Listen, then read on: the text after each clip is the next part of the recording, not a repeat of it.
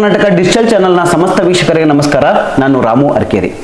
ಸ್ನೇಹಿತರೆ, journalist voice ದಿನಪತ್ರಿಕೆ, journalist voice digital media ಹಾಗೂ ಸ್ಟಾರ್ ಆಫ್ ಬಳ್ಳಾರಿ ಪತ್ರಿಕೆಯ ಪ್ರಧಾನ ಸಂಪಾದಕರಾದ ಕರ್ನಾಟಕ ಕಾರ್ಯನಿರತ ಪತ್ರಕರ್ತರ ಧ್ವನಿ ಸಂಘಟನೆಯ ಸಂಸ್ಥಾಪಕ ರಾಜ್ಯಾಧ್ಯಕ್ಷರಾದ ಬಂಗ್ಲೆ ಮಲ್ಲಿಕಾರ್ಜುನ್ ಅವರನ್ನು ನಾವಿವತ್ತು ಮಾತಾಡಿಸ್ತಾ ಇದ್ದೀವಿ. ಕರ್ನಾಟಕದಲ್ಲಿರ್ತಕ್ಕಂಥ ಪತ್ರಕರ್ತರ ಅನೇಕ ಸಮಸ್ಯೆಗಳ ಕುರಿತಾಗಿ ಅವರು ಏನು ಹೇಳ್ತಾರೆ, ಆ ಕುರಿತಾಗಿ ಅವರು ಯಾವೆಲ್ಲ ಹೋರಾಟಗಳನ್ನು ರೂಪಿಸಿದ್ದಾರೆ, ಇಲ್ಲಿವರೆಗೆ ಯಾವೆಲ್ಲ ಕೆಲಸಗಳನ್ನು ಮಾಡಿದ್ದಾರೆ, ಬೆಳಗಾಂ ಅಧಿವೇಶನದಲ್ಲೂ ಕೂಡ ಕರ್ನಾಟಕದ ಪತ್ರಕರ್ತರ ಅನೇಕ ಸಮಸ್ಯೆಗಳ ಕುರಿತಾಗಿ ಧ್ವನಿಯನ್ನು ಕೂಡ ಎತ್ತಲಿಕ್ಕೆ ಹೊರಟಿದ್ದಾರೆ.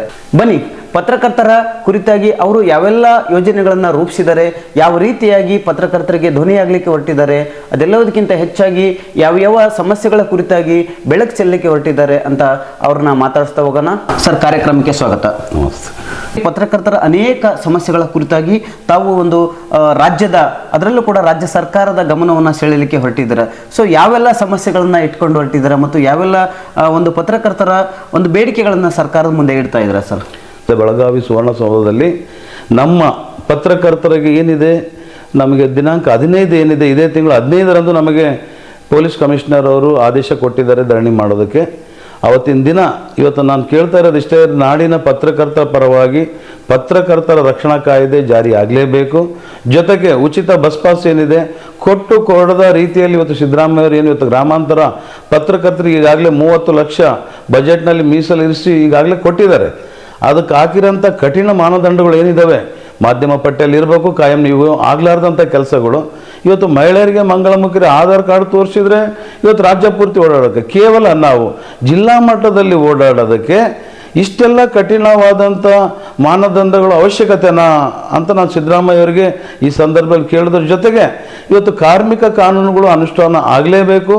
ನಮ್ಮ ಲಾಡು ಸಾಹೇಬರು, ಸಂತೋಷ್ ಲಾಡು ಅವರು ಬರೀ ಪ್ರಚಾರ ಪ್ರಿಯರೇ ಹೊರತು ನಮ್ಮ ಪತ್ರಕರ್ತರು ಇವತ್ತು ಬೀದಿಯಲ್ಲಿ ಬಿದ್ದು ಸಾಯ್ತಾ ಇದ್ದಾರೆ. ಇವತ್ತು ದೊಡ್ಡ ದೊಡ್ಡ ಪತ್ರಕರ್ತರು ಮಾತ್ರ ಅವ್ರಿಗೆ ಗೊತ್ತಿದೆ ಹೊರತು ಇವತ್ತು ಬೀದಿಯಲ್ಲಿ ಇದ್ಕೊಂಡ್ಬಿಟ್ಟು ಶೋಚನೀಯ ಸ್ಥಿತಿಯಲ್ಲಿ ಇರೋಂಥ ಪತ್ರಕರ್ತರ ಬಗ್ಗೆ ಅವ್ರು ಗಮನ ಹರಿಸ್ತಾ ಇಲ್ಲ. ಈಗಾಗಲೇ ನಾನು 2 ಮನವಿ ಅವರಿಗೆ ಕೊಟ್ಟಿದ್ದೀನಿ, ಜೊತೆಗೆ ಅವ್ರ ಕಮಿಷನರ್ಗೆ, ಜಾಯಿಂಟ್ ಕಮಿಷನರ್ಗೆ ಕೊಟ್ಟರು ಇವತ್ತಿಗೂ ಮೂಕ ರೋಧನೆ ಆಗಿದೆ ಅಂತ ಈ ಸಂದರ್ಭದಲ್ಲಿ ಹೇಳ್ತಾ, ಈ ಹೋರಾಟದ ನಂತರ ಕಾರ್ಮಿಕ ಇಲಾಖೆಯನ್ನು ಸಮಗ್ರವಾಗಿ ಪ್ರಶ್ನಿಸುವುದರ ಮುಖಾಂತರ, ಕೋರ್ಟಿಗೆ ಹೇಳುವುದರ ಮುಖಾಂತರ ನಮ್ಮ ಪತ್ರಕರ್ತರಿಗೆ ನ್ಯಾಯ ಒದಗಿಸ್ತೀನಿ. ಇದ್ರ ಜೊತೆಗೆ ಇನ್ನು ಅನೇಕ ಮೂಲಭೂತ ಬೇಡಿಕೆಗಳಿದೆ. ಅದರಲ್ಲಿ ಪ್ರಮುಖವಾದವು ವಿಧಾನಸೌಧ, ವಿಕಾಸಸೌಧ ಪ್ರವೇಶ ಮಾಡೋಕ್ಕೆ ಪತ್ರಕರ್ತರಿಗೆ ಮುಕ್ತವಾದಂಥ ಅವಕಾಶ ಬೇಕೇ ಬೇಕು. ಇವತ್ತು ವಕೀಲರುಗಳು ಹೋಯ್ತಂದ್ರೆ ಅವ್ರದ್ದು ಎನ್ರೋಲ್ಮೆಂಟ್ ನಂಬರ್ ತೊಗೊಂಡ್ಬಿಡ್ತಾರೆ, ಸಂತೋಷ. ಇವತ್ತು ಅನೇಕ ಜನ ಇವತ್ತು ಕೆಲಸಕ್ಕೆ ಬರೆದವರೆಲ್ಲ ವಿಧಾನಸೌಧ ಒಳಗಡೆ ಹೋಗ್ತಾರೆ. ನಮ್ಮ ಪತ್ರಕರ್ತರು ಏನ್ರಿ ಅಕ್ರಿಡೇಷನ್ ಇದ್ದವರಿಗೆ ಮಾತ್ರ ಕಳಿಸೋಂಥದ್ದು ಎಷ್ಟು ಮಟ್ಟು ಸರಿ? ಇವತ್ತು ಅಕ್ರಿಡೇಷನ್ ಇರೋದು ಕೇವಲ 3,000 ಜನ. ಇನ್ನು ಉಳಿದಂಥ 13,000 ಪತ್ರಕರ್ತರು ನಾಡಿನಲ್ಲಿ ಇರೋಂಥ, ಇಲ್ಲ ಬೆಂಗಳೂರು ನಗರದಲ್ಲಿರೋಂಥ ಒಂದು 2-3 ಸಾವಿರ ಪತ್ರಕರ್ತರು ಏನ್ರಿ ಮಾಡಿದ್ದಾರೆ? ಅವ್ರೇನು ಬೇರೆ ಕೆಲಸ, ತಮ್ಗೆ ಏನಾಗುತ್ತೆ, ಜನಸಾಮಾನ್ಯರಿಗೋಸ್ಕರ ಎಲ್ಲ ಕೆಲಸ ಕಾರ್ಯ ಬಿಟ್ಟು ವಿಧಾನಸೌಧದಲ್ಲಿ ಇರೋಕ್ಕೇನು ಅವ್ರಿಗೇನು ಬೇರೆ ಕೆಲಸ ಇರಲ್ಲೇನ್ರಿ? ಏನೋ ಕೆಲಸ ಇದ್ದಾಗ ಹೋಗೋಕ್ಕಾಗಿ ಏನಿದೆ, ದಯಮಾಡಿ RNA ಏನಿದೆ ಲೈಸೆನ್ಸ್ಡು PRGI ಅದು ನಂಬರು ಅದು ಎಂಟ್ರಿ ಮಾಡ್ಕೊಂಬಿಟ್ಟು ಪೊಲೀಸರು ಒಳಗಡೆ ಬಿಡೋಂಥ ವ್ಯವಸ್ಥೆಗೆ ಸರ್ಕಾರ ಕೂಡಲೇ ಗಮನ ಹರಿಸ್ಬೇಕು. ಇದ್ರ ಜೊತೆಗೆ ಇನ್ನೂ ಅನೇಕ ಹೋರಾಟಗಳು, ಟೋಲ್ ಫ್ರೀ ಇರ್ಬೋದು. ಇವತ್ತು ಕೆಲ ಪೊಲೀಸ್ ಅಧಿಕಾರಿಗಳಿಂದ ಪತ್ರಕರ್ತರ ಮೇಲೆ ಸುಮ್ಮನೆ ಹಲ್ಲೆಗಳು, ತೊಂದರೆಗಳು, FIRಗಳು ಆಗ್ತದೆ. ಇದಕ್ಕೆ ಕಡಿವಾಣ ಬೀಳಬೇಕು, ಸರ್ಕಾರ ಎಚ್ಚೆತ್ತುಕೊಳ್ಬೇಕಂತ ಈ ಸಂದರ್ಭದಲ್ಲಿ ಹೇಳ್ತಾ, ಈ ಒಂದು ಬೇಡಿಕೆ ಕುರಿತಂತೆ ಇದೇ ತಿಂಗಳು 15ರಂದು ನಮಗೇನು ಕೊಟ್ಟಿದ್ದಾರೆ ಆ ಸರ್ಕಾರದ ಗಮನ ಸೆಳೆಯುವಂಥ ಕೆಲಸ ನಾವು ಈಗಾಗಲೇ ಕಳೆದ 3 ವರ್ಷದಿಂದ ಮಾಡಿ, ಇದು 4ನೇ ವರ್ಷದ್ದು ನಮ್ಮ ಕರ್ನಾಟಕ ಕಾರ್ಯನಿರತ ಪತ್ರಕರ್ತರ ಧ್ವನಿ ಸಂಘಟನೆಯಿಂದ ಹೋರಾಟ ಅಂತ ಈ ಸಂದರ್ಭದಲ್ಲಿ ತಮಗೆ ಹೇಳಕ್ಕೆ ಇಷ್ಟಪಡ್ತಾ ಇದ್ದೀನಿ ಸರ್. ಆಮೇಲೆ ಈಗ ವಿಧಾನಸೌಧದ ವಿಚಾರ ಹೇಳಿದ್ರಿ. ಸೊ ವಿಧಾನಸೌಧದಲ್ಲಿ ಯಾವ ಮಾನದಂಡಗಳನ್ನ ಕೇಳ್ತಾ ಇದ್ದಾರೆ? ಅಕ್ರಿಡೇಷನ್ ಬಿಟ್ಟರೆ ಇದ್ರೆ ಮಾತ್ರ ಒಳಗಡೆ ಬಿಡ್ತೀವಿ ಅಂತ ಹೇಳ್ತಾ ಇದ್ದಾರೆ. ಸೊ ಅದ್ರ ಬಗ್ಗೆ ನಿಶ್ಚಿತವಾಗಿ ತಮ್ಮ ಧ್ವನಿ ಏನು ಅಂತ? ಸರ್, ನಮ್ದು ಏನಿಲ್ಲ ಸರ್. ಇವತ್ತು ನೋಡಿ, ಇವತ್ತು ಬಿಡ್ತಾ ಇದ್ದಾರೆ ಕೆಲವು ಪತ್ರಕರ್ತರು ಅಕ್ರಿಡೇಷನ್ ಹೊಂದಿದ್ರೆ ಮಾತ್ರ ಒಳಗಡೆ ಹೋಗೋಂಥ ಸ್ಥಿತಿ ನಿಜ. ಇವತ್ತು 3,000 ಪತ್ರಕರ್ತರಿಗೆ ಅಕ್ರಿಡೇಷನ್ ಇದೆ, ಅವ್ರು ಮಾತ್ರ ಹೋಗ್ತಾರೆ. ಇನ್ನು ಉಳಿದಂಥ ಪತ್ರಕರ್ತರು ಏನು ಮಾಡಬೇಕು? ಏನು ಅವರೊಂದೇ ಪತ್ರಕರ್ತರ, ಬೇರೆ ಪತ್ರಕರ್ತರಲ್ವಾ? RNA ಬಂದು ಸಂಚಿಕೆಗಳು ಬಂದ್ಬಿಟ್ಟು ಅನೇಕ ರೀತಿಯಿಂದ ಚಾನಲ್ ನಡೆಸ್ತಾರೆ, ಪತ್ರಿಕೆಗಳು ನಡೆಸ್ತಾರೆ, ದಿನಪತ್ರಿಕೆ ಇದೆ, ಅವರೆಲ್ಲ ಪತ್ರಕರ್ತರಿ. ನೀವೇನು ಧೋರಣೆ ಇದೆಯಲ್ಲ ಇವತ್ತು ಸರ್ಕಾರದ ಧೋರಣೆ, ವಾರ್ತಾ ಇಲಾಖೆ ಧೋರಣೆ, ಇದು ಬದಲಾಗಬೇಕು. ಇವತ್ತು ಸರ್ಕಾರದ ಲೆಕ್ಕ, ವಾರ್ತಾ ಇಲಾಖೆಯವ್ರು ಏನು ಹೇಳ್ತಾರೆ, ಅಧಿಕೃತ ಮಾಧ್ಯಮ ಪ್ರತಿನಿಧಿ ಅಂದರೆ ಮಾಧ್ಯಮ ಪಟ್ಟಿಯಲ್ಲಿದ್ದು ಅಕ್ರಿಡೇಷನ್ ಹೊಂದಿದ್ರೆ ಮಾತ್ರ ಮಾಧ್ಯಮ ಪ್ರತಿನಿಧಿ, ಹಂಗಾದ್ರೆ ಅಲ್ಲ. ಇವತ್ತು ನಾನೊಂದು ಪ್ರಶ್ನೆ ಮಾಡ್ತೀನಿ. ಇವತ್ತು ಹೇಮಂತ್ ನಿಂಬಾಳ್ಕರ್ ಅವ್ರಿಗೆ, ಮುಖ್ಯಮಂತ್ರಿ ಸಿದ್ದರಾಮಯ್ಯ ಅವರಿಗೆ, ಇವತ್ತು ಈ ಹಿಂದೆ ಲಂಕೇಶ್ ಮೇಷ್ಟ್ರು ಇರ್ಬೋದು, ಜೊತೆಗೆ ಬೆಂಗಳೂರು ರವಿ ಬೆಳಗೆರೆ ಇರ್ಬೋದು, ಅವರು ಯಾವತ್ತೂ ಮಾಧ್ಯಮ ಪಟ್ಟಿಗೆ ಬರಲಿಲ್ಲ, ಅಕ್ರಿಡೇಷನು ತಗೊಳ್ಳಿಲ್ಲ. ಸರ್ಕಾರಗಳನ್ನ ಉಳಿಬಿದ್ದು ಅವ್ರ ಮನೆ ಹತ್ರ ಹೋಗ್ಕೊಂಬಿಟ್ಟು ಆ ರೀತಿ ರಾಜಕಾರಣಿಗಳು ದಂಬಾಲ್ ಬಿದ್ಕೊಂಡ್ಬಿಟ್ಟು ಪತ್ರಕರ್ತರು ಅಂತ ಹೇಳ್ತಿದ್ರಲ್ರಿ, ಅವರೆಲ್ಲ ಪತ್ರಕರ್ತರಲ್ಲೇನ್ರಿ? ಅಂಥವ್ರನ್ನೆಲ್ಲ ಪತ್ರಕರ್ತ ಅಂತ ಪರಿಗಣಿಸಿದಾಗೆ ಇದ್ಯಾಕೆ ಹೊಸ ನಮೂನೆ ಮಾಧ್ಯಮ ಪ್ರತಿನಿಧಿ ಅಧಿಕೃತ ಮಾಧ್ಯಮ ಪ್ರತಿನಿಧಿ ಅಂದರೆ ಮಾಧ್ಯಮ ಪಟ್ಟಿ ಪ್ಲಸ್ ಆ ಕಡೆ ಯಾಕ್ರಿ ಇವೆಲ್ಲ ಇದನ್ನ ಫಸ್ಟು ಕಿತ್ತಾಕಿ PRJನಲ್ಲಿ ಯಾರು ರಿಜಿಸ್ಟ್ರೇಷನ್ ಆಗಿರ್ತತೆ, ಯಾರು ಲೈಸೆನ್ಸ್ ಪರವಾನಗಿ ಇರ್ತದೆ, ಯಾರು ಸಂಚಿಕೆ ಬರ್ತತೆ ಅಂಥವ್ರನ್ನೆಲ್ಲ ಪರಿಗಣಿಸಿ ಕೊಡಲೇಬೇಕೆಂದು ನಮ್ಮ ಕಾನಿಪ ಧ್ವನಿಯಿಂದ ಹಕ್ಕೊತ್ತಾಯ ಸ್ಪಷ್ಟವಾಗಿ ಸರ್ಕಾರ ಹಾಗೂ ವಾರ್ತಾ ಇಲಾಖೆ ವಿರುದ್ಧ ನಾನು ನೇರವಾಗಿ ಸವಾಲು ಹಾಕಿ ಹೋರಾಟಕ್ಕೆ ಇಳಿತಾ ಇದ್ದೀನಿ. ಸರ್, ಅದಾದಮೇಲೆ ಅಕ್ರೆಡೇಷನ್ ಬಂಗ್ಲೆ ಮಲ್ಲಿಕಾರ್ಜುನ್ ಅವರ ಧ್ವನಿ ಬಹುತೇಕ ಅಕ್ರೆಡೇಷನ್ ಪರವಾಗಿರುತ್ತೆ. ಅದರಲ್ಲೂ ಕೂಡ ತಾಲೂಕು ಮಟ್ಟದಲ್ಲಿ, ಹೋಬಳಿ ಮಟ್ಟದಲ್ಲಿ ಇರ್ತಕ್ಕಂಥ ಪತ್ರಕರ್ತರಿಗೆ ಅಕ್ರೆಡೇಷನ್ ಬೇಕು ಅನ್ನುವಂಥದ್ದು ತಮ್ಮದು ಒಂದು ಆರಂಭದಿಂದ ಕೂಡ ಸಾಕಷ್ಟು ಒತ್ತಾಯ ಮಾಡ್ತಾ ಬಂದಿದ್ದಾರೆ. ಸೊ ಈ ಒಂದು ವಿಷಯವಾಗಿ ಮಾತಾಡೋದಾದರೆ ಇಲ್ಲಿ ರಾಜ್ಯದಲ್ಲಿ ಯಾವ ಧೋರಣೆ ನಡೀತಾ ಇದೆ? ಬಹುತೇಕ ಹೋಬಳಿ ಮಟ್ಟದಲ್ಲೂ ಕೂಡ ಸಾವಿರಾರು ಸಂಖ್ಯೆಯ ಪತ್ರಕರ್ತರು, ತಾಲೂಕು ಮಟ್ಟದಲ್ಲೂ ಕೂಡ ಸಾವಿರಾರು ಸಂಖ್ಯೆಯ ಪತ್ರಕರ್ತರು ಇರ್ತಾರೆ. ಸೊ ಅವ್ರು ಯಾರಿಗೂ ಕೂಡ ಈ ಎಲ್ಲ ಸೌಲಭ್ಯಗಳಿಂದ ವಂಚಿತರಾಗ್ತಾ ಇದ್ದಾರೆ. ಸೊ ಇದ್ರ ಬಗ್ಗೆ ತಮ್ಮ ಅಭಿಪ್ರಾಯ ಏನಿದೆ ಅಂತ?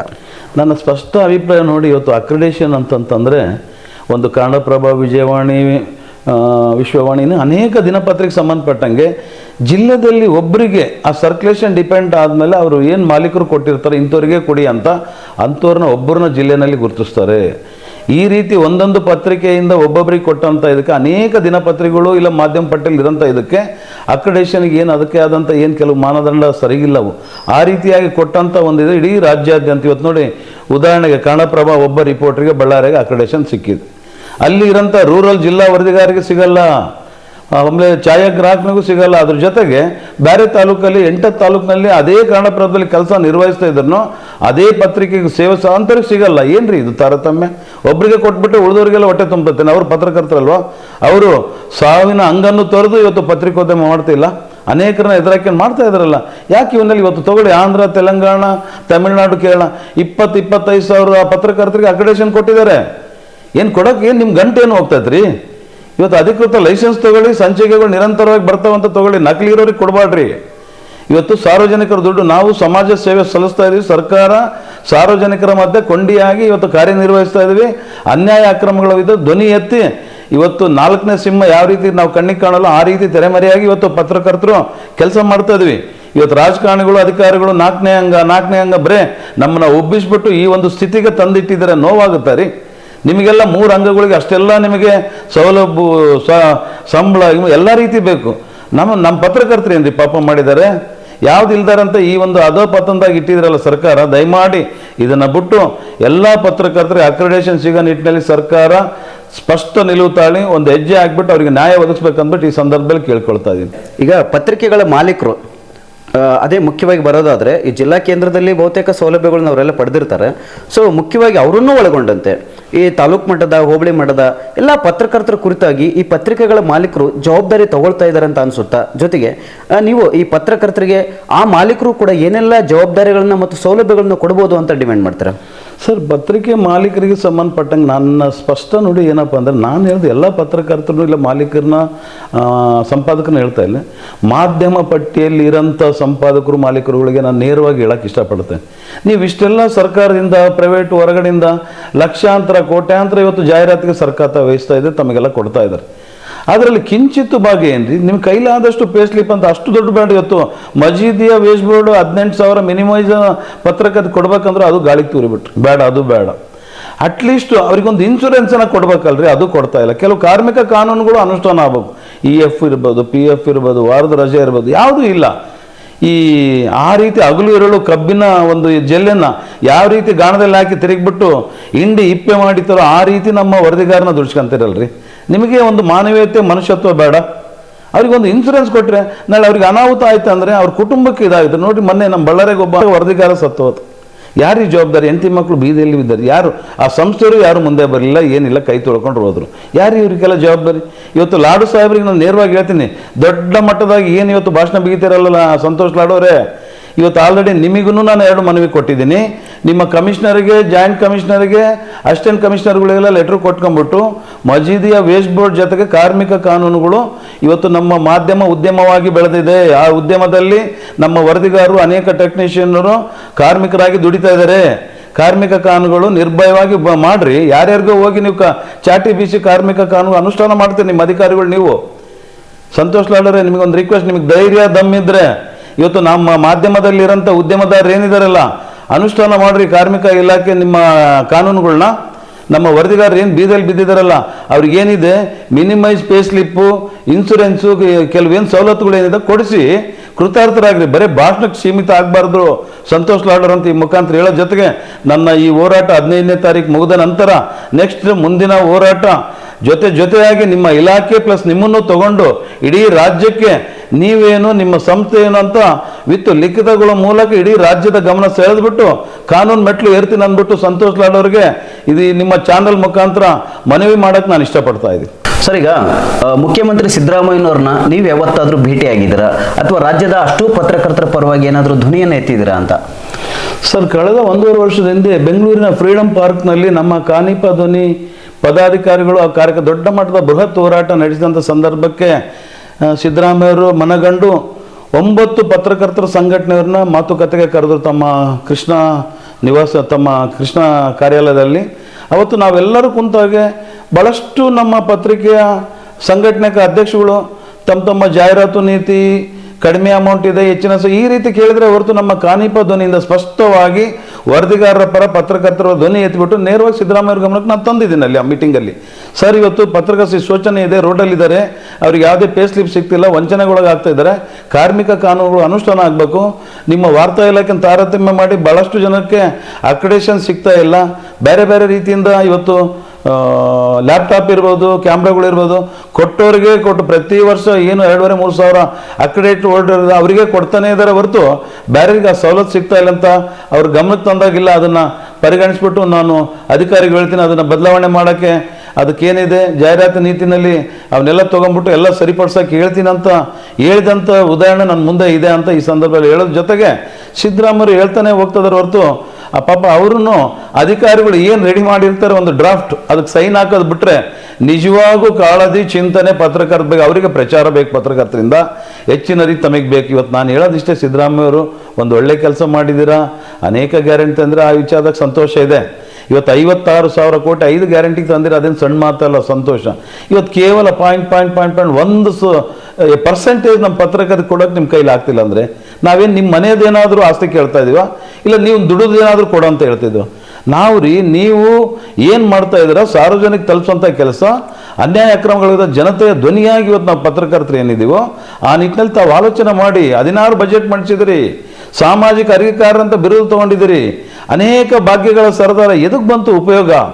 ಇವತ್ತು ಕೇವಲ 10,000 ಪತ್ರಕರ್ತರಿಗೆ ನಿಮಗೆ ಕೇವಲ 30 ಲಕ್ಷ ಕೊಡೋಕ್ಕೆ ವರ್ಷಕ್ಕೆ, ಅದು ಜಿಲ್ಲಾ ಮಟ್ಟದಲ್ಲಿ ಇಷ್ಟೆಲ್ಲ ಮಾನದಂಡ ಬೇಕಿತ್ತ ನಿಮಗೆ ಸಿದ್ದರಾಮಯ್ಯ ಅವರೇ? ದಯಮಾಡಿ ಇದನ್ನು ಪುನಃ ಪರಿಶೀಲನೆ ಮಾಡಿ, ದಯಮಾಡಿ ಅದಕ್ಕೇನಿದೆ ಆ ಮಾನದಂಡ ಕಿತ್ತೆ ಹಾಕಿ, ನಮಗೇನು ಮಾನದಂಡ ಇದ್ದಾವೆ PRGIನಲ್ಲಿ ರಿಜಿಸ್ಟ್ರೇಷನ್ ನಂಬರು ಜೊತೆಗೆ ನಮ್ಮ ಸಂಚಿಕೆಗಳು ಏನಿದ್ದಾವೆ ಇಷ್ಟು ಸಾಕು, ಇಷ್ಟು ತಗೊಂಡು ಇಡೀ ರಾಜ್ಯದ ಪತ್ರಕರ್ತರಿಗೆ ಒಂದು ನ್ಯಾಯದ ರೀತಿಯಲ್ಲಿ ಮಾಡಿ, ಇವತ್ತೇನು ನೀವು ಆದೇಶ ಮಾಡಿದ್ದೀರಲ್ಲ ಗ್ರಾಮಾಂತರ ಬಸ್ ಪಾಸ್ ಇದಕ್ಕೆ, ಅದು ನಮ್ಮ ಆಡು ಭಾಷೆಯಲ್ಲಿ ನಮ್ಮ ಕಡೆ ಏನೋ ನಾಯಿ ಮುಕ್ಳಲ್ಲಿ ಜೇನು ಇಟ್ಟಿದ್ದಂತೀವಿ, ಇದೇ ಬೆಂಗಳೂರು ಭಾಷೆಯಲ್ಲಿ ಹೇಳ್ಬೇಕಂದ್ರೆ ನಾಯಿ ತಿಕ್ಕದಲ್ಲಿ ಜೇನು, ಅದು ಪೂಜೆಗೂ ಬರಲ್ಲ ತಿನ್ನೋಕ್ಕೂ ಬರಲ್ಲ, ಆ ರೀತಿ ಮಾಡಿದರೆ ಎದಕ್ಕೆ ಉಪಯೋಗ ರೀ? ಯಾವ ಸಂಪಾದಕರು ಇವತ್ತು ಕಾಯಂ ನೇಮಕಾತಿ ಆದೇಶ ಕೊಡೋಕ್ಕೆ ಸಾಧ್ಯ? ಅವನು ಕೊಟ್ಟರೆ ಇಕ್ಕಟ್ಟಿನಲ್ಲಿ ಸಿಗೇ ಬೀಳ್ತಾನಂತ ಅವನ ಪರಿಸ್ಥಿತಿ ಅವನು ಒದ್ದಾಡ್ತಾನೆ.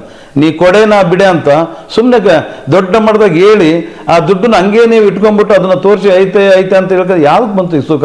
ದಯಮಾಡಿ ಇದು ಮಾರ್ಪಾಟು ಆಗಲೇಬೇಕು ಅಂತ ಈ ಸಂದರ್ಭದಲ್ಲಿ ನಾನು ಹೇಳಕ್ಕೆ ಇಷ್ಟಪಡ್ತೇನೆ ಸರ್ ಸಿದ್ದರಾಮಯ್ಯ ಅವರಿಗೆ. ಈಗ ಕರ್ನಾಟಕ ಕಾರ್ಯನಿರತರ ಪತ್ರಕರ್ತರ ಸಂಘ ಅಂತ ಒಂದಿದೆ, ತುಂಬ ಸುದೀರ್ಘವಾಗಿ ನಡೆದು ಬಂದಂಥ ಒಂದು ಸಂಘಟನೆ. ಸೊ ಆ ಒಂದು ಸಂಘಟನೆ ಈಗ ಸಹಜವಾಗಿ ಅವರು ಕೂಡ ಒಂದು ಪತ್ರಕರ್ತರ ಒಂದು ಪರವಾಗಿನೇ ಕೆಲಸ ಮಾಡಬೇಕಾಗಿರುವಂಥದ್ದು. ಸೊ ಆ ಸಂಘಟನೆ ಎಲ್ಲ ಕಡೆನೂ ಜವಾಬ್ದಾರಿ ವಹಿಸ್ತಾ ಇದೆ ಅಲ್ವಾ ಸರ್? ವಹಿಸ್ತದೆ, ಇಲ್ಲಂತ ನಾನು ಆ ಸಂಘಟನೆಯಲ್ಲಿ ಇದ್ದವನೇ. ಭಾಳಷ್ಟು 18-20 ವರ್ಷಗಳು ಸುದೀರ್ಘವಾಗಿ 3 ಸಲ ಬಳ್ಳಾರಿ ಜಿಲ್ಲಾ ಅಧ್ಯಕ್ಷ ಆಗಿ, EC ಮೆಂಬರ್ ಆಗಿ, ರಾಜ್ಯದ ಕಾರ್ಯದರ್ಶಿಯಾಗಿ ನಾನು ಸೇವೆ ಸಲ್ಲಿಸಿದ್ದೆ. ನನ್ನ ರೆಬಲು ನಾನು ಇರೋಂಥ ಒಂದು ನೇರ ನಡುನುಡಿಗೆ ಅಲ್ಲಿಯವರು ಭಯ ಬಿದ್ದುಬಿಟ್ಟು ಆ ಒಂದು ಘರ್ಷಣೆಯಿಂದ ನಾನು ಹೊರಗಡೆ ಬರಬೇಕಾಯ್ತು. ಇಡೀ ನಾಡಿನ ಪತ್ರಕರ್ತರು ಈ 59ನೇ ವಯಸ್ಸಿನಲ್ಲಿ ನಾನು ಈ ಧ್ವನಿ ಎತ್ತಿ ನನ್ನ ಉಸಿರಿರೋವರೆಗೆ ಪತ್ರಕರ್ತರ ಪರ ನಿಲ್ತೀನಂತ ಈ ಸಂದರ್ಭದಲ್ಲಿ ಹೇಳ್ತಾ, ಇವತ್ತು ಅವರು ಮನಸ್ಸು ಮಾಡಿದರೆ ದೊಡ್ಡ ಮಟ್ಟದಾಗಿ ರಾಜ್ಯದಲ್ಲಿ ಗುರುತಿಸ್ಕೊಂಡಿರೋ ಸಂಘಟನೆ ಇವತ್ತು ಪ್ರಥಮವಾಗಿ ಕಾರ್ಯನಿರತ ಪತ್ರಕರ್ತರ ಸಂಘ. ಇವತ್ತು ಶಿವಾನಂದ ತಗಡೂರವರು ನನ್ನ ತಮ್ಮ, ನನ್ನ ಸೋದರ. ಸಂತೋಷ್ ಇಲ್ಲಂತಲ್ಲಿ ಇವತ್ತು ಒಂದು ದೊಡ್ಡ ಪತ್ರಿಕೆ ವಿಜಯವಾಣಿಯಲ್ಲಿ ಇವತ್ತು ವರದಿಗಾರರಾಗಿ ಕೆಲಸ ಮಾಡ್ತಿರ್ತಾರೆ. ನಾನು ಹೇಳೋದಿಷ್ಟೇ, ಇವತ್ತು ಹೋಬಳಿ ಮಟ್ಟ ತಾಲೂಕು ಮಟ್ಟದಲ್ಲಿ ಯಾವ ಪತ್ರಕರ್ತರಿಗೆ ನಿಮ್ಮ ವಿಜಯವಾಣಿಯಿಂದ ಸ್ಟ್ರಿಂಜರ್ಸ್ ಅಂತ ಕೊಡ್ತಾರೆ, ಅಂದರೆ ಅರೆಕಾಲಿಕ ನೌಕರ, ಅರೆಕಾಲಿಕ ವರದಿಗಾರ, ಅಂದರೆ ಅವನು ಪತ್ರಕರ್ತ ಅಲ್ಲ ಅಂತ ಕೊಡ್ತಾರೆ. ಯಾಕ್ರಿ ಇದಕ್ಕೆ ಧ್ವನಿ ಎತ್ತಾ ಇಲ್ಲ ತೆಗಡೂರವ್ರೆ? ಯಾಕೆ ಅವರಿಗೆ ನೀವು ಒಂದು ಇನ್ಸೂರೆನ್ಸ್ ಕೊಡಿಸ್ತಾ ಇಲ್ಲ? ನಿಮ್ಮ ರಿಪೋರ್ಟರ್ಗಳಿಗೆ ನೀವೊಂದು ರಾಜ್ಯದ ಪ್ರತಿಷ್ಠಿತ ಸಂಘ ಸಂಸ್ಥೆಯ ಅಧ್ಯಕ್ಷರು, 100 ವರ್ಷದ ಇತಿಹಾಸ ಇರೋಂಥ DVG ಮಹಾನುಭಾವರು ಸಂಸ್ಥಾಪಿಸಿದಂಥ ಒಂದು ಸಂಸ್ಥೆ. ಇವತ್ತು ನಂದು ಕೇವಲ 3 ವರ್ಷ ಬಂಗ್ಲೆ ಸ್ಥಾಪಿತ ಕಾನಿಪ ಧ್ವನಿ, ನಂದು ಬಿಟ್ಕೊಂಡ್ಬಿಡಿ. ಅಂತ ಮಹಾನುಭಾವರು ಇಲ್ಲಂತ ಎಷ್ಟು ಮಟ್ಟ ನ್ಯಾಯ ಒದಗಬೇಕಿದೆ. ಪ್ರತಿ ವರ್ಷ ನೀವು CM ಅನ್ನು ಕರೆಸ್ತೀರಿ, ಅದೇ ರಾಗ ಅದೇ CM ಬರ್ತಾರೆ, ಚಪ್ಪಾಳೆ ಹೊಡಿತಾರೆ, ನಾನು ಅದು ಕೊಟ್ಬಿಡ್ತೀನಿ, ಇನ್ಸೂರೆನ್ಸ್ ಕೊಡ್ತೀನಿ, ಬಸ್ ಎಲ್ಲ ಹೇಳ್ತಾರೆ. ನಾಚಿಕೆ ಆಗ್ಬೇಕ್ರಿ. ಹೇಳ್ತಾರೆ, ಮಾಡ್ತಾರೆ, ಮತ್ತೆ ಅವ್ರನ್ನೇ ಕರೆಸ್ತೀರಿ ಅಂದ್ಮೇಲೆ ನಮ್ಮ ಪತ್ರಕರ್ತರಿಗೂ ಸ್ವಾಭಿಮಾನ ಬೇಕ್ರಿ. ಇವತ್ತು ಮಹಿಳೆಯರಿಗೆ, ಮಂಗಳಮುಖರಿಗಿರೋಂಥ ಬೆಲೆ ನಮ್ಮ ಪತ್ರಕರ್ತರ ರಾಜ್ಯದಾಗಿಲ್ಲ ಅಂದರೆ ನೋವಾಗ್ತತೆ ಪರಿಸ್ಥಿತಿ. ಇವತ್ತು ಇಷ್ಟು ಮಟ್ಟದಾಗ ದೊಡ್ಡ ಬೃಹದಾಕಾರ ಅಂತಿರಲ್ರಿ, ಒಂದು ಬಸ್ ಪಾಸ್ನ ಹೆಣ್ಮಕ್ಳಿಗೆ ಬರೀ ಆಧಾರ್ ಕಾರ್ಡ್ ಕೊಡ್ತಾರೆ, ನಮ್ಮ ಪತ್ರಕರ್ತರಿಗೆ RNI ಕಾಪಿ ಸಂಚಿಕೆ ಬಂದರೂ ಕೊಡಲ್ಲ ಅಂದರೆ ಇದಕ್ಕಿಂತ ದುರದೃಷ್ಟ, ಇದಕ್ಕಿಂತ ದುರ್ದೈವ ಸಂಗತಿ ಮತ್ತೊಂದಿಲ್ಲ ತಗಡೂರವ್ರೆ. ಇವತ್ತು ನಿಮ್ಮ ವಿಜಯ್ ಸಂಕೇಶ್ವರ್ ಅವರು ಬಯೋಗ್ರಫಿ ಮಾಡಿ ತಮ್ಮದೊಂದು ಸಿನಿಮಾ ಮಾಡಿದ್ರು, ಸಂತೋಷ. ಇವತ್ತು ಅವರು ಆ ಪತ್ರಕರ್ತರಿಗೆ ಎಷ್ಟು ಜನಕ್ಕೆ ಪೇ ಸ್ಲಿಪ್ ಕೊಟ್ಟಿದ್ದಾರೆ, ಅವರಿಗೆ ಭದ್ರತೆ ಒದಗಿಸಿದ್ದಾರೆ ಹೇಳ್ರಿ. ಅದ್ರ ವಿರುದ್ಧ ನಿಮಗೆ ನೀವೊಬ್ಬ ಸಂಘಟನೆ ಅಧ್ಯಕ್ಷ ಅಲ್ರಿ, ನಿಮಗೆ ಧೈರ್ಯ ದಮ್ಮಿಲ್ಲ ಅಂತ ಧ್ವನಿ ಎತ್ತಕ್ಕೆ ಸುಮ್ಮನೆ ಕಾಟಾಚಾರಕ್ಕೆ ಇಟ್ಕೊಂಡಿದ್ದೀರಾ? ಬನ್ನಿ, CM ವಿರುದ್ಧ ಎತ್ರಿ, ವಾರ್ತಾ ಇಲಾಖೆ ಇದ್ರಿ, ನಿಮ್ಮ ಸಂಸ್ಥೆ ವಿರುದ್ಧ ಎತ್ರಿ, ಬರ್ರಿ. ಇಲ್ಲ ಆಗಲಿಲ್ಲ, ಬೇರೆ ಧ್ವನಿ ಎತ್ತುವಂಥವ್ರಿಗೆ ದಾರಿ ಮಾಡಿಕೊಡಿ, ಅಂಥವ್ರು ಎತ್ತಾರೆ, ಬಿಟ್ಟು ಮಾಡ್ರಿ. ಅದು ಬಿಟ್ಟು ಸುಮ್ಮನೆ ಕಾಟಾಚಾರಕ್ಕೆ ಇಟ್ಕೊಂಡ್ಬಿಟ್ಟು 100 ವರ್ಷ ಎದಕ್ಕೆ ಬೇಕ್ರಿ?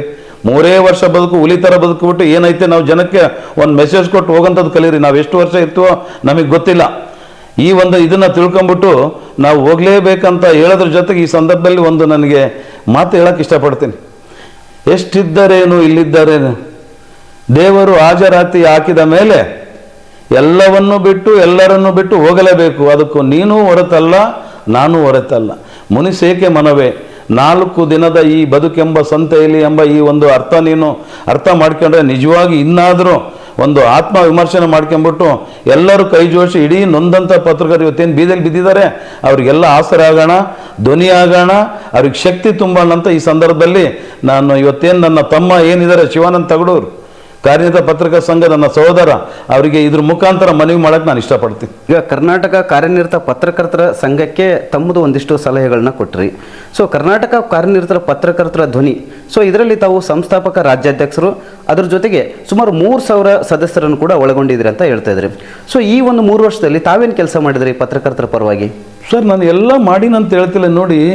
100 ವರ್ಷ ಇತಿಹಾಸ ಇರೋಂಥ ಸ್ವಾತಂತ್ರ್ಯ ಬಂದಾಗಿಂದ ವಾರ್ತಾ ಹೇಳ್ತಾ ಇದ್ದಾಗಿಂದ ಇನ್ನೂ ಏನೂ ಆಗ್ತಾ ಇಲ್ಲ. ನಿಜವಾಗಿ ಕೆಲವರು ಇದನ್ನು ಅನುಭವಿಸ್ತಾ ಇದ್ದಾರೆ, ಸವಲತ್ತುಗಳನ್ನ. ಅಕ್ರೆಡಿಟೇಷನ್ ಇರ್ಬೋದು, ಕೆಲವು ಸೈಟ್ಗಳು ಇರ್ಬೋದು, ಲ್ಯಾಪ್ಟಾಪ್ ಇರ್ಬೋದು, ಕ್ಯಾಮ್ರಾಗಳು ಇರ್ಬೋದು, ಎಲ್ಲರಿಗೂ ಆಗಿಲ್ಲ. ನನ್ನ ಧ್ವನಿ ಎಲ್ಲ ಪತ್ರಕರ್ತರಿಗೆ, ನಿಜವಾದ ಪತ್ರಕರ್ತರಿಗೆ, RNI ಹೊಂದಿದಂಥ ಪತ್ರ ಸಂಚಿಕೆ ನಿರಂತರವಾಗಿ ಪ್ರಕಟವಾಗ್ತಿರೋಂಥದ್ದು ಅಂಥವ್ರಿಗೆಲ್ಲ ಸಿಗಲೇಬೇಕಂತ ನನ್ನ ಗಟ್ಟಿ ಧ್ವನಿ. ಈ ಚಾನಲಲ್ಲಿ ಕೆಲಸ ಮಾಡೋಂಥವ್ರು ಇರ್ಬೋದು, ಮಾನದಂಡ ಅವಕ್ಕೇನು ಒಳಪಟ್ಟಿರ್ತವೆ, ಇವತ್ತು ವೆಬ್ಸೈಟ್ ಇರ್ಬೋದು, ಇಲ್ಲ ಚಾನಲ್ಗಳು ಇರ್ಬೋದು, ಅವ್ರಿಗೆಲ್ಲರಿಗೂ ಸಿಗಲೇಬೇಕಂತ ಹೋರಾಟ ಸಾಗಿದೆ. 3 ವರ್ಷದಲ್ಲಿ ಇವತ್ತು ಸರ್ಕಾರನೂ ಬೆಚ್ಚಿ ಬೀಳ್ತಾ ಇದೆ. ಅದೇ ಒಂದು ವಿಚಾರವಾಗಿ ಇವತ್ತು ಗ್ರಾಮಾಂತರ ಬಸ್ ಪಾಸ್ ಇವತ್ತು ಅನೌನ್ಸ್ ಆಗಿರೋದು, ಕೊಡದ ರೀತಿಯಲ್ಲಿ ಇವತ್ತು ಅರ್ಧಂಬರ್ಧ ಇಟ್ಟಿದ್ದಾರೆ. 50 ಭಾಗ ನಾವು ಸಕ್ಸಸ್ ಆಗಿದ್ವಿ, ಇನ್ನೂ 50 ಭಾಗ ಇದೆ.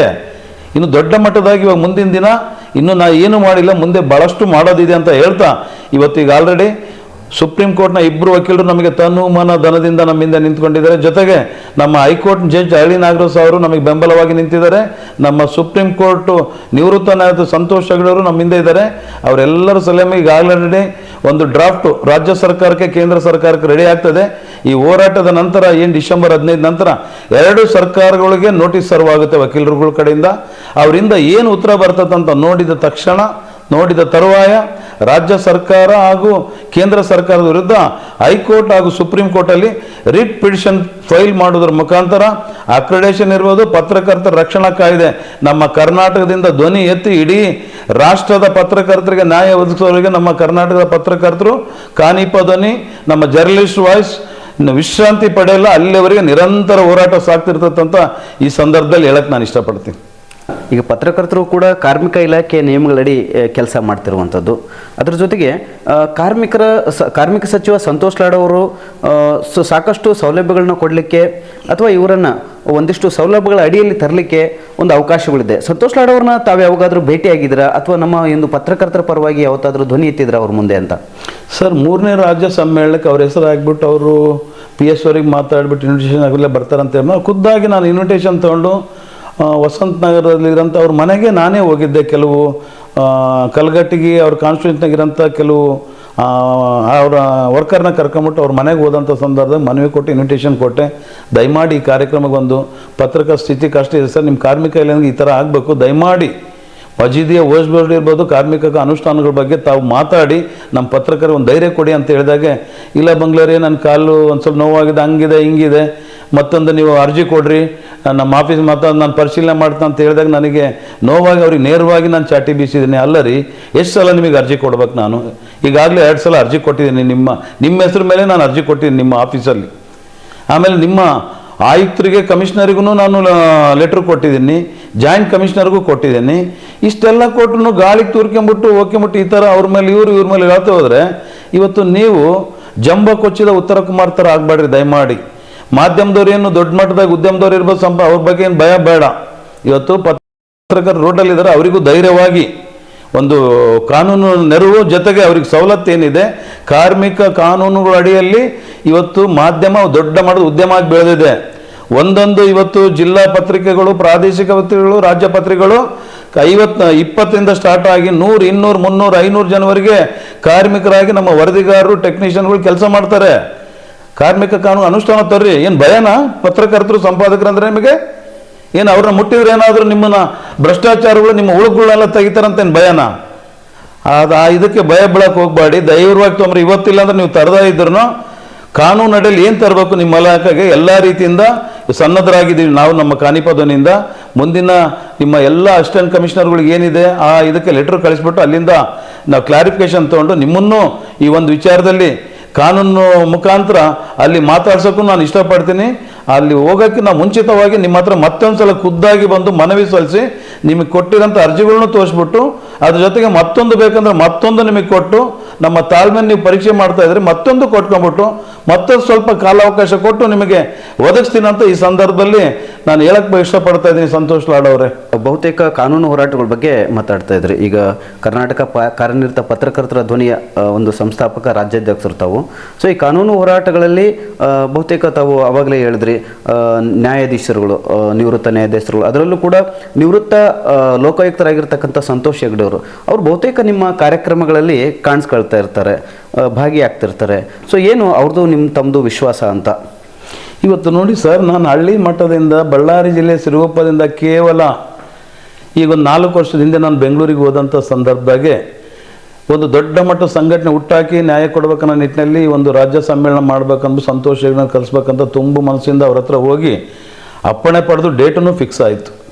ಯಾವಾಗ ಇದು ಇನ್ವಿಟೇಷನ್ ಎಲ್ಲ ಬಂತು, ಬರೋಕ್ಕೆ ಶುರುವಾಯಿತು, ಅವಾಗೆ ನನ್ನ ಆಪೋಸಿಟ್ ಸಂಘದವರು ಖುದ್ದ ಸಂತೋಷ್ ಹೆಗ್ಡೆ ಅವ್ರ ಮನೆಗೆ ಹೋಗ್ಕೊಂಬಿಟ್ಟು, ಇಲ್ಲ ಸರ್ ಅವ್ನು ಸರಿ ಇಲ್ಲ, ಅವನ ಮೇಲೆ ಮಲ್ಟಿಪಲ್ ಆಫ್ ಕ್ರಿಮಿನಲ್ ಕೇಸಸ್ ಇದ್ದಾವೆ, ಅವನ ಮೇಲೆ ಭಾಳಷ್ಟು ಕ್ರಿಮಿನಲ್ ಮೊಕದ್ದಮೆಗಳಿದ್ದಾವೆ, ನೀವು ಸುಪ್ರೀಂ ಕೋರ್ಟ್ ನ್ಯಾಯಾಧೀಶರು ಅಂತೊಂದು ಪಕ್ಕದಲ್ಲಿ ಹೋಗಿ ಕುಂತ್ರೆ ಅವ್ನ ಕಾರ್ಯಕ್ರಮಕ್ಕೆ ಹೋದರೆ ನಿಮ್ಮ ಘನತೆ ಗೌರವಕ್ಕೆ ಚ್ಯುತಿ ಬರ್ತದೆ, ನಿಮ್ಮ ಸ್ಥಿತಿ ಏನಾಗಬೇಡ, ಇಡೀ ರಾಜ್ಯದಾಗೆ ನೀವು ತಲೆ ತಗ್ಸ್ಬೇಕಾಗ್ತದೆ ಅಂತ ಅವರಿಗೆ ವಿವರವಾಗಿ ಅವ್ರು ಹೇಳಿದಾಗೆ ಅವರು ಅದನ್ನು ಹೂ ಅಂತ ನಂಬಿದ್ದು ನಿಜ. ಅದರ ನಂತರ ಕೂಡಲೇ ಅವ್ರು ಹೋದ ತಕ್ಷಣ ನನಗೊಂದು ಮೆಸೇಜ್ ಕಳಿಸಿದ್ದಾರೆ. ಆ ಮೆಸೇಜನ್ನು ತಮ್ಮ ಇದಕ್ಕೆ ವಾಟ್ಸಪ್ಪಿಗೆ ಹಾಕಿದ್ದೀನಿ ನಾನು. ಅದರಲ್ಲಿ ನನಗೊಂದು ಮೆಸೇಜ್ ಕಳಿಸಿದ್ದಾರೆ, ಕಾರ್ಯಕ್ರಮ ಇನ್ನೊಂದು 8 ದಿನ ಇದೆ, ಬೆಂಗಳೂರೇ ನಾನು ನಿಮ್ಮ ಕಾರ್ಯಕ್ರಮಕ್ಕೆ ಬರಲ್ಲ, ನಿಮ್ಮ ಮೇಲೆ multiple of criminal cases is there, for that purpose I am sorry to attend that function ಅಂತ ಕಳಿಸಿರೋದು ಭಾಳಷ್ಟು ನೋವಾಯಿತು. ಅಂಥ ಮಟ್ಟದ್ದು ನನಗೆ ನಿರಾಸೆ ಆಯಿತು. ಆದರೂ ಛಲ ಬಿಡದೇ ನನ್ನ ಮೇಲೆ ಏನು ಅನೇಕ ಕ್ರಿಮಿನಲ್ ಪ್ರಕರಣಗಳು ಸುಳ್ಳು ದಾಖಲೆಯಿಂದ ಇವತ್ತೇನು ಫೈಲ್ ಆಗಿದ್ವು ಅವೆಲ್ಲ ಜಡ್ಜ್ಮೆಂಟ್ ಆಗಿ ಇವತ್ತು ನಾನು ನಿರಪರಾಧಿ ಅಂತ ಹೇಳ್ಬಿಟ್ಟು ಕೆಲವು ಬಿ ರಿಪೋರ್ಟು, ಕೆಲವು ಸಾಕ್ಷ್ಯಾಧಾರ ಕೊರತೆಯಿಂದ ಕೇಸೆಲ್ಲ ಹೊಡೆದಾಕಿದ್ದಾರೆ. ಎಲ್ಲವರಿಂದ ಇವತ್ತು ಒಂದೇ ಒಂದು ಕೇಸ್ ನನ್ನ ಮೇಲಿಲ್ಲ. ಎಲ್ಲ ಕೇಸ್ಗಳು ಖುಲಾಸಾದಂಥ ಫೈಲ್ಗಳನ್ನ ತೊಗೊಂಡು ಹೆಗಡೆ ಸಾಹೇಬ್ರ ಮನೆಗೆ ಹೋಗಿ ಫೈಲ್ ಇಟ್ಟೆ ನಾನು.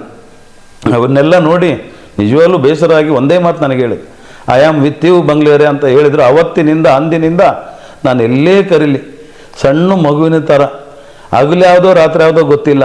ನನ್ನ 2 ಲಕ್ಷದ ರಿಜ್ ಕಾರಲ್ಲೂ ಕೂತು ಬರ್ತಾರೆ, ರಾತ್ರಿ 2:30 ಬಸ್ನಲ್ಲಿ ಹತ್ತಿ ಬರ್ತಾರೆ. ಅವ್ರನ್ನ ರಿಸೀವ್ ಮಾಡ್ಕೊಂಡು ಅಷ್ಟು ಜಾಗ್ರತೆಯಿಂದ ಆ ಕಾರ್ಯಕ್ರಮಗಳಿಗೆ ಅಟೆಂಡ್ ಮಾಡಿಸ್ಬಿಟ್ಟು ಕಳಿಸ್ತಾ ಇನ್ನು ಅಷ್ಟು ಖುಷಿ ಇದ್ದಾರೆ.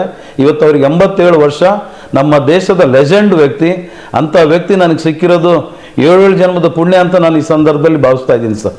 ಈಗ ಪತ್ರಕರ್ತರು ಅಲ್ಲದವ್ರಿಗೂ ಕೂಡ ನಿಮ್ಮ ಸಂಘಟನೆಯಲ್ಲಿ ಏನು ಕರ್ನಾಟಕ ಕಾರ್ಯನಿರತ ಪತ್ರಕರ್ತರ ಧ್ವನಿಯಲ್ಲಿ ಸೊ ID ಕಾರ್ಡ್ ಏನಾದರೂ ಕೂಡ ಕೆಲಸ ಆಗ್ತಾ ಇದೆಯಾ, ಅವೇನಾದರೂ ದುರುಪಯೋಗ ಆಗ್ಬೋದಾ ಅಂತ ಒಂದು ಪ್ರಶ್ನೆ. ಸರ್, ಆ ರೀತಿ ಆಗಕ್ಕೆ ಸಾಧ್ಯ ಇಲ್ಲ. ಯಾಕಂತಂದರೆ ಭಾಳಷ್ಟು ನಾನು ಎಲ್ಲ ತಾಲೂಕು ಅಧ್ಯಕ್ಷರಿಗೂ ಜಿಲ್ಲಾಧ್ಯಕ್ಷರಿಗೂ ಕಟ್ಟುನಿಟ್ಟಾಗಿ ಆಜ್ಞೆ ಮಾಡಿದ್ದೀನಿ. ಅವ್ರದ್ದು ಅಧಿಕೃತ RNI ಕಾಪಿ ಜೊತೆಗೆ 8 ಲೆಟ್ರ್ ಕೊಟ್ಟರೆ ಮಾತ್ರ ಸಂಚಿಕೆಗಳು ನೋಡ್ಕೊಂಬಿಟ್ಟು ಕೊಡಿ ಅಂತ ಹೇಳಿದ್ದೀನಿ. ಅದಕ್ಕೂ ಮೀರಿ ಕೆಲವು ತಾಲೂಕು ಅಧ್ಯಕ್ಷರು ಅವ್ರ ಕಣ್ಣು ಮೀರಿನೋ ಕೆಲವು ಇದು ಮೀರಿ ಬಂದಂಥ ಸಂದರ್ಭ ಅವ್ರು ಏನಾದರೂ ಒಂದು ವೇಳೆ ತಪ್ಪು ಮಾಡಿದರೆ ಅಂತೇನಾದ್ರು ದುರುಪಯೋಗ ಆಯ್ತಂದರೆ ಅದು ಕಾನೂನು ಇದೆ, ಕಟ್ಟಳಿದೆ, ಅದೇನಿದೆ ಅವ್ರು ತಗೊಳ್ತಾರೆ. ಅಂಥ ಸಂದರ್ಭದಲ್ಲಿ ಯಾವುದೇ ಕಾರಣಕ್ಕೂ ಅಂಥವ್ರಿಗೆ ನಾನು ಸಪೋರ್ಟ್ ಮಾಡಲ್ಲ, ನಿರ್ದಾಕ್ಷಿಣ್ಯವಾಗಿ ಕ್ರಮನೂ ಮಾಡ್ತೀನಿ. ಅಂಥ ಸಂದರ್ಭ ಅಂದರೆ ಪೊಲೀಸರಿಗೆ ಸಂಬಂಧಿಸಿದ ವ್ಯಕ್ತಿಗಳಿಗೆ ನಾನೇ ನಿಂತು ಸಪೋರ್ಟ್ ಮಾಡಿ ಅವ್ರಿಗೆ ಏನು ಪ್ರಾಯಶ್ಚಿತ್ತ ಆಗಬೇಕು ಆ ನಿಟ್ಟಿನಲ್ಲಿ ಅವ್ರಿಗೆ ಸಹಕರಿಸ್ತೀನಿ ಅಂತ ತಮ್ಮ ವಾಹಿನಿ ಮುಖಾಂತರ ಹೇಳಕ್ಕೆ ನಾನು ಇಷ್ಟಪಡ್ತಾ ಇದ್ದೀನಿ. ಎಸ್ ಸರ್, ಇದೇ ವಾಹಿನಿ ಮೂಲಕ ತಮ್ಮ ಒಂದು ಜಿಲ್ಲಾ ಮತ್ತು ತಾಲೂಕು ವರದಿಗಾರರುಗಳಿಗೆ ಈ ವಿಷಯವಾಗಿ ಪತ್ರಕರ್ತರ ಅಲ್ದವರು ಕೂಡ ಕಾರ್ಡ್ ಪಡೀಲಿಕ್ಕೆ ಈ ವಿಷಯವಾಗಿ ತಾವು ಏನು ಸಂದೇಶ ಸಾರಕ್ಕೆ ಬಯಸ್ತೀರಾ? ದಯಮಾಡಿ ಪವಿತ್ರವಾದಂಥ ನಮ್ಮ ಮಾಧ್ಯಮ ವೃತ್ತಿ, ಇವತ್ತು ಪತ್ರಿಕೋದ್ಯಮ ಕೇವಲ ಹೊಟ್ಟೆ ಹೊರೆಯುವ ಕಾಯಕವಲ್ಲ, ನಿರ್ಭಯವಾಗಿ ಸತ್ಯವನ್ನು ಹೊರಗಡೆ ಚೆಲ್ಲುವಂಥ ಸಾರ್ವಜನಿಕರ ಮುಂದೆ ನಾವು ನಗ್ನವಾಗಿ ಇಡುವಂಥ ಒಂದು ಪವಿತ್ರವಾದಂಥ ಕಾಯಕದಲ್ಲಿ ನಾವಿದ್ದೀವಿ. ಇಂಥ ಕಾಯಕಕ್ಕೆ ಅನ್ಯಾಯ ಎಸಗಬೇಡಿ. ಅಕ್ಷರವೆಂಬ ಏನಿದೆಯಲ್ಲ ಈ ಒಂದು ಇದಕ್ಕೆ ವ್ಯಭಿಚಾರ ಮಾಡಿಬಿಟ್ಟು ಇನ್ನೊಂದು ರೀತಿ ಕುಲಗೆಡಿಸ್ಬೇಡಿ. ಯಾಕಂದರೆ ದುಡಿಯೋಕ್ಕೆ ಜೀವನ ಮಾಡೋಕ್ಕೆ ಬೇಕಾದಷ್ಟು ವೃತ್ತಿಗಳಿದ್ದಾವೆ, ಅಲ್ಲಿ ಮಾಡಿ. ಈ ಒಂದು ವೃತ್ತಿಯಲ್ಲಿ ಈ ರೀತಿ ಸಾಗಬಾರ್ದಂತ ನನ್ನ ಎಲ್ಲ ಮಾಧ್ಯಮ ಮಿತ್ರರು ಹೇಳೋದ್ರ ಜೊತೆಗೆ ಇವತ್ತು ಕಾಕಿ ಕಾವಿ ಖಾದಿಯನ್ನು ತಿದ್ದುವಂಥ ಶಕ್ತಿ ಏನಾದರೂ ಇವತ್ತು ನಮ್ಮ ದೇಶದಲ್ಲಿ ಕೊಟ್ಟಿದ್ರೆ ಅದು ನಮ್ಮ ಮಾಧ್ಯಮದವರಿಗಂತ ನಾನು ಎದೆ ತಟ್ಟಿ ಹೇಳ್ಕೊಳ್ಳೋಕ್ಕೆ ನಾನು ಇಷ್ಟಪಡ್ತೇನೆ ಈ ಸಂದರ್ಭದಲ್ಲಿ. ಅದಕ್ಕೆ ದಯಮಾಡಿ ಈ ವೃತ್ತಿಗೆ ಎಲ್ಲ ರೀತಿಯಿಂದ ಯಾವುದೇ ರೀತಿಯಿಂದ ಅಪಚಾರವಾಗದಂತೆ ನೋಡಿಕೊಳ್ಬೇಕಂತ ಹೇಳೋದ್ರ ಜೊತೆಗೆ ಪೆನ್ ಈಸ್ ಮೈದರ್ ದ್ಯಾನ್ ಸ್ವರ್ಡ್. ಇವತ್ತು ಒಂದು ಹನಿ ಮಸಿ ಕೋಟ್ಯಾಂತರ ಜನ ತಲೆ ಬಿಸಿ ಅಂತಲೂ ತಮಗೆ ಗೊತ್ತಿದೆ. ಅಂಥ ಒಂದು ವೃತ್ತಿಗೆ ಘನತೆ ತಂದುಬಿಟ್ಟು ಒಂದು ನೆಮ್ಮದಿಯ ಜೀವನ ಹಾಗೂ ತಲೆ ಎತ್ತಿ ನಡೆಯುವಂಥ ಕೆಲಸ ನಮ್ಮ ಮಾಧ್ಯಮದವ್ರದ್ದು ಆಗ್ಬೇಕಂದ್ಬಿಟ್ಟು ನಾನು ಈ ಸಂದರ್ಭದಲ್ಲಿ ರಾಜ್ಯದ ಪ್ರತಿಯೊಬ್ಬ ನನ್ನ ಮಾಧ್ಯಮ ಮಿತ್ರರಿಗೆ ಹಾಗೂ ಅಣ್ಣ ತಮ್ಮರಿಗೆ ಹೇಳಕ್ಕೆ ನಾನು ಇಷ್ಟಪಡ್ತಾ ಇದ್ದೀನಿ. ಒಟ್ಟಾರೆಯಾಗಿ ಈ ರಾಜ್ಯದ ಎಲ್ಲ ಪತ್ರಕರ್ತರ ಧ್ವನಿಯಾಗಿ ಅದು ಕರ್ನಾಟಕ ಕಾರ್ಯನಿರತ ಪತ್ರಕರ್ತರ ಸಂಘನೂ ಆಗಿರ್ಬೋದು, ಕರ್ನಾಟಕ ಕಾರ್ಯನಿರತ ಪತ್ರಕರ್ತರ ತಾವೇನೋ ಒಂದು ಸಂಘಟನೆ ಇದೆ ಆ ಧ್ವನಿ ಸಂಘಟನೆ ಅದು ಆಗಿರ್ಬೋದು, ಅದನ್ನು ಹೊರತುಪಡಿಸಿ ಈ ಸಂಘಟನೆಗಳನ್ನೆಲ್ಲ ಕೂಡ ಸೈಡ್ ಇರಿಸಿ ಒಟ್ಟಾರೆ ರಾಜ್ಯದ ಪತ್ರಕರ್ತರ ಸಮಸ್ಯೆಗಳ ಕುರಿತಾಗಿ ತಾವು ಹಾಕ್ಕೊಂಡಿರ್ತಕ್ಕಂಥ ಮುಂದಿನ ಪ್ಲ್ಯಾನ್ ಏನಿದೆ ಸರ್? ಸರ್, ಪ್ಲ್ಯಾನ್ ಏನಿಲ್ಲ. ಇವತ್ತು ನಾನು ಏನೇ ಹೋರಾಟ ಮಾಡಿದ್ರು ನನ್ನ ಸಂಘದಲ್ಲಿ 3,000 ಇದ್ರೂ ಇವತ್ತು ರಾಜ್ಯದ 16,000 ಪತ್ರಕರ್ತರಿಗೆ ನಾನು ಹೋರಾಟ ಹೊರತು ಬರೀ ನನ್ನ ಸಂಘದಿಂದ ಯಾರೇ ಇರಲಿ, ಸಂಘದ ಸದಸ್ಯತ್ವ ಇರಲಿ, KWL ಇರಲಿ, ನನ್ನಲ್ಲಿ ಇರಲಿಲ್ಲ, ಸದಸ್ಯತ್ವ ಪಡೆದೇರು ಪರವಾಗಿನೂ ನಾನು ಹೋರಾಟ ಅವ್ರಿಗೆ ಅಲ್ಲೇ ಆಯ್ತು ಅಂದರೆ ನಮ್ಮ ಪತ್ರಕರ್ತರಿಗೆ ಫಸ್ಟ್ ಹೋಗೋದೇ ಕಾನಿಪ ಧ್ವನಿ ನಮ್ಮ ಟೀಮು ಒಬ್ಬ ಬಂಗ್ಲೆ ಮಲ್ಲಿಕಾರ್ಜುನ್ ಅಂತ ಇಡೀ ರಾಜ್ಯದ ಜನಕ್ಕೆ ಗೊತ್ತಿರೋಂಥ ವಿಚಾರ. ಈ ವಿಚಾರದಲ್ಲಿ ಎದರ ಪ್ರಶ್ನೆ ಇಲ್ಲ. ಈ ರೀತಿಯಾಗಿ ನಾವು ಸಾಗೋದ್ರ ಜೊತೆಗೆ ಇವತ್ತು ಮುಂದಿನ ದಿನ ಇವತ್ತು ನಮ್ಮ ರಕ್ಷಣಾ ಕಾಯ್ದೆ ಇರ್ಬೋದು, ಬಸ್ ಪಾಸ್ ಇರ್ಬೋದು, ಅನೇಕ ಇವತ್ತು ವಿಧಾನಸೌಧ ಎಲ್ಲರಿಗೂ ಸಿಗಬೇಕನ್ನೋದೇ ನನ್ನ ಹೋರಾಟ. ಇದ್ರ ಜೊತೆಗೆ ಇವತ್ತು ನಮ್ಮ ಒಂದು ಕಾರ್ಯನಿರತ ಪತ್ರಕರ್ತರ ಧ್ವನಿ ಚಾರಿಟಬಲ್ ಟ್ರಸ್ಟ್ ಅಂತ ಅಂದ್ಬಿಟ್ಟು ಒಂದು ಟ್ರಸ್ಟ್ ಮಾಡಿದ್ದೀನಿ. ಈ ಒಂದು ಟ್ರಸ್ಟಿಗೆ ನನ್ನಲ್ಲಿರೋಂಥ 3,000ರಲ್ಲಿ 300 ಜನ ಸಮಾನ ಮನಸ್ಕರು ನಿಸ್ವಾರ್ಥವಾಗಿರೋಂಥವ್ರನ್ನ ಆಯ್ಕೆ ಮಾಡಿ ಪ್ರತಿ ತಿಂಗಳು 100 ರೂಪಾಯಿ ಕೊಡೋಕ್ಕೆ ಕೇಳ್ಕೊಂಡಿದ್ದೀನಿ, ಒಪ್ಪಿದ್ದಾರೆ. ಅದರಲ್ಲಿ ಕೆಲವು ನನ್ನ ಹಿರಿಯರು ಒಂದು 500 ರೂಪಾಯಿ ಕೊಡೋಕ್ಕೆ ಕೆಲವು ಬುದ್ಧಿಜೀವಿಗಳು ಒಪ್ಕೊಂಡಿದ್ದಾರೆ. ಇವೆಲ್ಲವೂ ಮುಂದಿನ ತಿಂಗಳಿಂದ ಶುರುವಾಯಿತು ಅಂದರೆ ತಿಂಗಳಿಗೆ 50,000 ಆಗುತ್ತೆ, ವರ್ಷಕ್ಕೆ 6 ಲಕ್ಷ. ಕೇವಲ 300 ಜನರಿಂದ ಶುರುವಾಗಂಥದ್ದು ನಾಳೆ 3,000 ಜನ ಆಯ್ತಂದರೆ ವರ್ಷಕ್ಕೆ 56 ಲಕ್ಷ 50-60 ಲಕ್ಷ ಆಗುತ್ತೆ. ಆ ರೀತಿ ಆಗ್ತಾ ಬಂದ ಅಂತಂದರೆ ಇಡೀ ನಮ್ಮ ಪತ್ರಕರ್ತರು ಬಡವರು ಯಾರಿರಲ್ಲ, ಅವ್ರು ಎಂಥ ಕಷ್ಟ ಬರಲಿ ಆ ಪತ್ರಕರ್ತರಿಗೆ ಬೆನ್ನೆಲುಬಾಗಿ ಅವರ ಕಷ್ಟಕ್ಕೆ ನಮ್ಮ ಕಾನಿಪ ಧ್ವನಿಯಾಗಿ ಅವರ ಜೀವನಕ್ಕೆ ನಾವು ಇದ್ದೇ ಇರ್ತೀವಂತ ಈ ಸಂದರ್ಭದಲ್ಲಿ ಹೇಳೋದ್ರ ಜೊತೆಗೆ ಇವತ್ತು ಸ್ಮಶಾನವು ಘಮಘಮಿಸುತ್ತಿದೆ ಶವಗಳಿಗಿಟ್ಟ ಹೂಗಳಿಂದ, ಆದರೆ ಊರು ತುಂಬ ನಾರುತ್ತಿದೆ ಕೊಳೆತ ಮನಸ್ಸುಗಳಿಂದ. ಆ ಕೊಳೆತಂಥ ಮನಸ್ಸುಗಳು ಇಂದಿಗೂ ಎಂದೆಂದಿಗೂ ನೀವಾಗಲಿ ನಾವಾಗಲಿ ಆಗಬಾರದೆಂಬ ಕಳಕಳಿಯ ಮನವಿ ಜೊತೆಗೆ ನಮ್ಮ ಮಾಧ್ಯಮೇತರರಿಗೆ ವಿನಂತಿಸುತ್ತಾ 4 ಒಳ್ಳೆ ಕೆಲಸದಲ್ಲಿ ನಾವು ನೀವು ಸೇರಿ ಸದೃಢ ರಾಜ್ಯ ಸದೃಢ ದೇಶವನ್ನು ಕಟ್ಟುವಂಥ ನಿಟ್ಟಿನಲ್ಲಿ ನಾವೆಲ್ಲ ಸಾಗೋಣ ಅಂತ ಈ ಒಂದು ಇದರಲ್ಲಿ ನಾನು ಇಷ್ಟಪಡ್ತಾ ಇದ್ದೀನಿ. ಎಸ್, ಇದಾಗಿತ್ತು ಕರ್ನಾಟಕ ಕಾರ್ಯನಿರತ ಪತ್ರಕರ್ತರ ಧ್ವನಿ ಸಂಘಟನೆಯ ಸಂಸ್ಥಾಪಕ ರಾಜ್ಯಾಧ್ಯಕ್ಷರಾಗಿರ್ತಕ್ಕಂಥ ಬಂಗ್ಲೆ ಮಲ್ಲಿಕಾರ್ಜುನ್ ಅವರ ಅಭಿಪ್ರಾಯ ಮತ್ತು ಮುಂದಿನ ನಡೆ. ಕರ್ನಾಟಕದಲ್ಲಿರ್ತಕ್ಕಂಥ ಎಲ್ಲ ಪತ್ರಕರ್ತರು ಆ ಸಂಘಟನೆ ಈ ಸಂಘಟನೆ ಅಂದೆ ಎಲ್ಲ ಪತ್ರಕರ್ತರ ಪರವಾಗಿ ತಾವು ಧ್ವನಿಯಾಗಲಿಕ್ಕೆ ಮುಂದೆ ಬರ್ತೀವಿ. ಮುಂದಿನ ದಿನಮಾನಗಳಲ್ಲಿ ಸಾಕಷ್ಟು ಯೋಜನೆಗಳಿದೆ. ಸರ್ಕಾರವನ್ನು, ಕಾರ್ಮಿಕ ಸಚಿವರನ್ನು ಕಾನೂನು ಮಟ್ಟದಲ್ಲಿ ಕಾನೂನು ಹೋರಾಟಗಳ ಮೂಲಕ ಕೂಡ ತಾವು ಮನವಿಯನ್ನು ಮಾಡುವುದು, ಹೋರಾಟವನ್ನು ನಡೆಸ್ತೀವಿ ಅಂತ ಹೇಳಿದರೆ ಖಂಡಿತ ಸರ್ ಎಲ್ಲ ಪತ್ರಕರ್ತರಿಗೂ ಒಳ್ಳೆಯದಾಗಲಿ ಅಂತ ತಾವು ಶುಭ ಕೋರ್ತಾ ಇದ್ದೀನಿ. Thank you. ನೋಡಿದ್ರಲ್ಲ ಸ್ನೇಹಿತರೆ, ಇದು ಕರ್ನಾಟಕ ಕಾರ್ಯನಿರತ ಪತ್ರಕರ್ತರ ಧ್ವನಿ ಸಂಘಟನೆಯ ಸಂಸ್ಥಾಪಕ ರಾಜ್ಯಾಧ್ಯಕ್ಷರಾಗಿರ್ತಕ್ಕಂಥ ಬಂಗ್ಲೆ ಮಲ್ಲಿಕಾರ್ಜುನ್ ಅವರ ಸಂವಾದ. ಮುಂದೆ ಕೂಡ ಇದೇ ರೀತಿಯಾಗಿ ವಿಶೇಷ ವ್ಯಕ್ತಿಗಳನ್ನು ನಿಮ್ಮ ಜೊತೆ ಪರಿಚಯಿಸೋದು, ಅನೇಕ ಸಮಸ್ಯೆಗಳ ಕುರಿತಾಗಿ ವಿಶೇಷ ಸಂದರ್ಶನಗಳನ್ನು ನಡೆಸುವ ಕೆಲಸವನ್ನು ನಿಮ್ಮ times of Karnataka digital channel ಮಾಡ್ತಾ ಇದೆ. ನೀವೇನು ನಮ್ಮ ಟೈಮ್ಸ್ ಆಫ್ ಕರ್ನಾಟಕ ಡಿಜಿಟಲ್ ಚಾನಲ್ಗೆ ಸಬ್ಸ್ಕ್ರೈಬರ್ ಆಗಿಲ್ಲ ಎಂದಾದರೆ ಕೂಡಲೇ ಸಬ್ಸ್ಕ್ರೈಬರ್ ಆಗುವ ಮೂಲಕ ನಮ್ಮ ಎಲ್ಲ ಸುದ್ದಿಗಳ ನಿರಂತರ ನೋಟಿಫಿಕೇಶನ್ ಪಡೆಯಿರಿ. ಈ ಮಾಹಿತಿ ನಿಮಗೆ ಇಷ್ಟವಾದಲ್ಲಿ ಲೈಕ್ ಮಾಡಿ ಹಾಗೂ ಶೇರ್ ಮಾಡಿ. ಮತ್ತೊಂದು ಸಂಚಿಕೆಯೊಂದಿಗೆ ಮತ್ತೆ ಭೇಟಿ ಹೋಗೋಣ. ಅಲ್ಲಿವರೆಗೆ ನಮಸ್ಕಾರ.